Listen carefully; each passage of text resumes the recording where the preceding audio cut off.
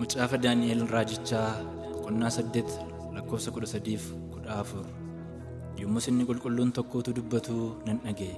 Qulqulluun kan biraa tokkos isa dubbatu sanaan, barri mul'ata kanaa waa'een dhaabachuu aarsaa walitti fufee aarfamuu, waa'een irra daddarba isa ciiggaasisaa, waa'een iddoon qulqullaa'aniif maccisuun dhidhiitamutti kennamuu amma yoomiitti turaa jedhe.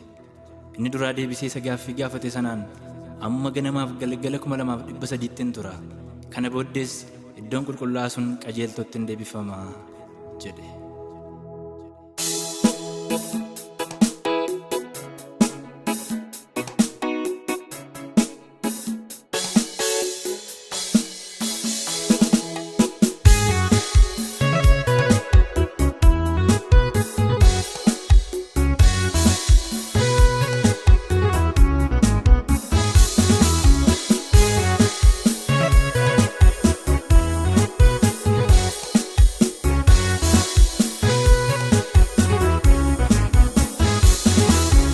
Aangoon gaanfa xiqqaaf kennameera kanaan dura, iddoon qulqulluu dhidhiitamuun yeroon saamame. Raajii 2,300 dubbatame, garbeelii kee Daani'elitti meera dhoksaa miti.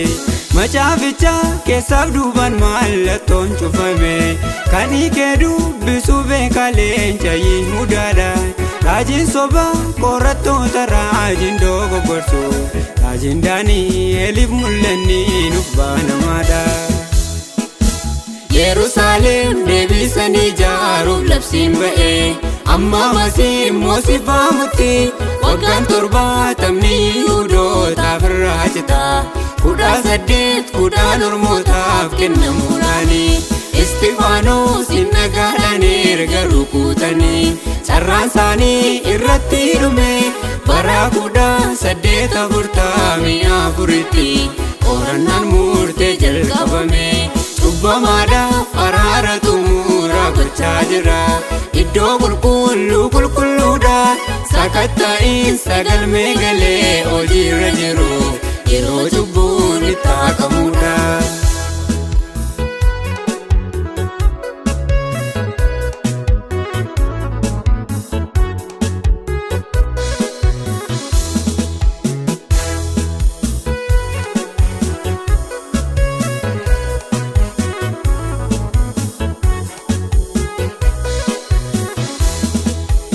Aannan miti lafee caccabsuudha yeroon keenya, akka daa'ima daddee shaakaluuf yeroon qabnu.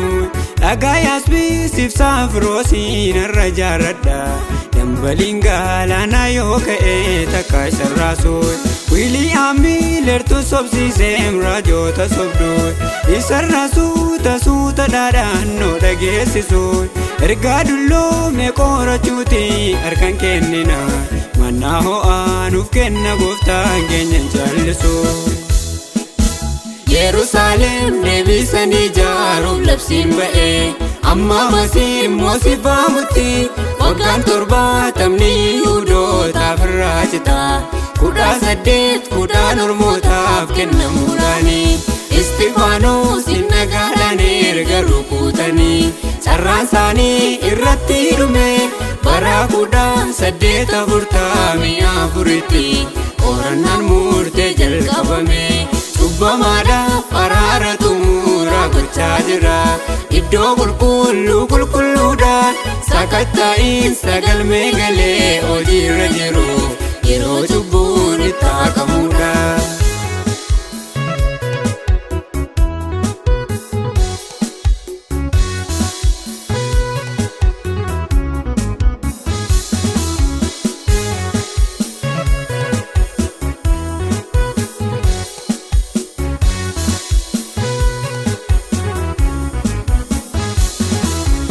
Kiristoos richa dubbateera kanaan dura, itti dabaluuf irra hir'isuuf aboosaan qabnu.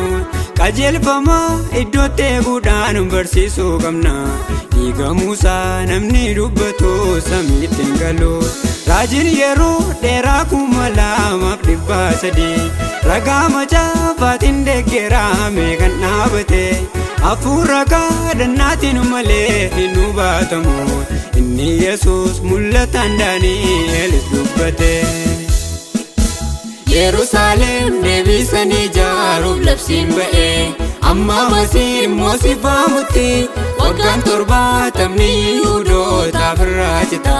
18 Ormootaaf kennamuudhaani Istifaanos nagaadhaan erga rukutanii carraan isaanii irratti dhume bara 1844tti qorannaan murtee jalqabame.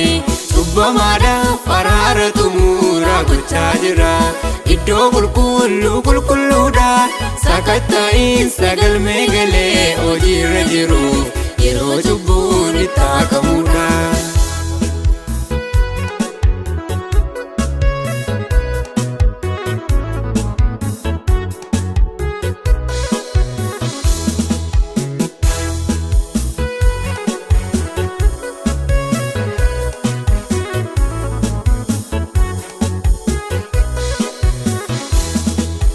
Kiristaanni guyyaa guyyaan saafaramaa jira, gaaris ta'uu hamaa ta'es madaalii yaabbatee daandii jallaarra lubbuudhaaf baatee burjaaja'u yeroo namaa deebi'uudhaaf dhugaa yoo filate muchaa bu'ee aannan irraa mirgisuu hin danda'u fakkaatuyyuu bakkeedhaan waan dheebuu nama baasu argannoona maatiin dhaabbatii kurfaa'ee cabee Baabiloonii qorattoota raajin malaalchisu.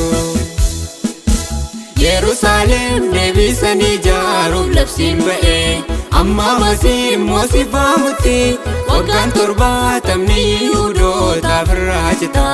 18 Ormootaaf kennamuudhaani Istifaanos nagaadhaan erga rukutanii carraan isaanii irratti dhume bara 1844tti qorannaan murtee jalqabame. Cubbamaadhaaf araara xumuraa gochaa jira, iddoo qulqulluudha sakatta'iinsa galmee galee hojiirra jiru